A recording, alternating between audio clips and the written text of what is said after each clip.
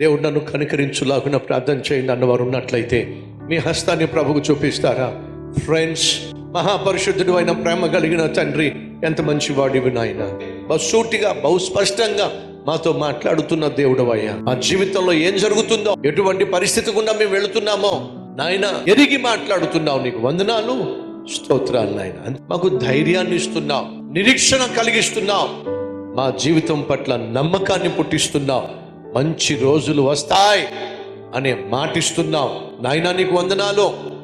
నీ పట్ల మిక్కుటమైన విశ్వాసంతో, ఓర్పు సహనముతో మేము కలిగి ఉన్న ప్రతి సమస్యలో నుంచి బయటపడులాగున సహాయం చేయండి నాయన. సమస్య ఏదైనప్పటికీ ఓర్పు సహనముతోనే విజయం సాధించి చేరుకోవాల్సిన గమ్యానికి చేరుకునే కృప మాకు ఇవ్వమని యేసయ్య పేరట వేడుకుంటున్నాం తండ్రి. ఆమేన్. దేవుడు బహుగా దీవించునుగాక.